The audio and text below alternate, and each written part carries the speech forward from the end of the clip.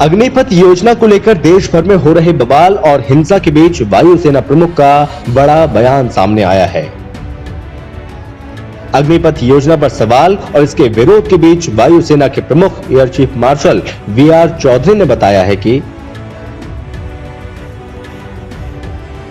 अग्निवीरों के पास 2-3 विकल्प होंगे। उन्होंने बताया है कि अग्निवीर प्रतियोगी परीक्षा के जरिए वायुसेना में शामिल हो सकेंगे, जिसके बाद उन्हें पेंशन भी मिलेगी। अन्य विकल्पों के बारे में बताते हुए उन्होंने कहा कि अग्निवीर उच्च शिक्षा ग्रहण करें या फिर एंटरप्रेन्योर बन जाएं। अग्निवीर सरकारी या निजी क्षेत्र में भी नौकरी कर सकेंगे। वहीं केंद्र सरकार के अग्निपथ योजना के ऐलान और इस पर मचे बवाल के बीच वायुसेना में भर्ती प्रक्रिया की शुरुआत को लेकर बड़ी खबर सामने आई है। वायुसेना के प्रमुख air chief marshal VR Chaudhary ने अहम जानकारी देते हुए बताया कि अग्निपथ योजना में भर्ती के तहत चयन प्रक्रिया 24 जून से शुरू होगी।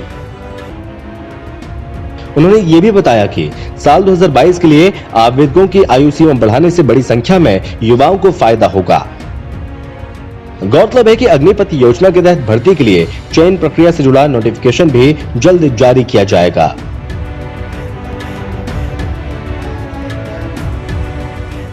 चलिए अब ये भी जान लेते हैं कि सरकार की अग्निपथ योजना है क्या। दरअसल सरकार की इस योजना के तहत हर साल 17.5 से 21 वर्ष की आयु के युवाओं को अग्निपथ योजना के तहत 4 साल का सैन्य प्रशिक्षण दिया जाएगा। 4 साल बाद इनमें से 25% को नियमित सेवा के लिए शामिल किया जाएगा। नई योजना के तहत भर्ती होने वाले युवाओं को अग्निवीर कहा जाएगा। इस योजना के तहत करीब 40 से 50 हजार युवाओं को सेना में शामिल किया जाएगा। अब देश भर में इस योजना को लेकर युवाओं को गुमराह करने का काम हो रहा है। युवाओं को यह कहकर उकसाया जा रहा है कि वो 4 साल के बाद बेरोजगार हो जाएंगे, उन्हें कहीं काम नहीं मिलेगा और इन सब चक्कर में वो अपनी पढ़ाई भी पूरी नहीं कर पाएंगे। इस बीच ट्रेन को आग में झोंक देना और देश में अग्निपथ योजना के नाम पर बवाल मचाने के पीछे वामपंथियों का लिंक भी देखने को मिला है।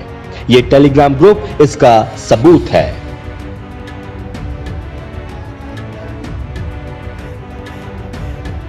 ग्रुप में वामपंथी छात्र संगठन @AISA ट्वीट्स द्वारा ट्रेन जलाने यहां तक कि पदाधिकारियों की हत्या की गहरी साजिश चल रही है और लाशें बिछाने की साजिश खूब चल रही है।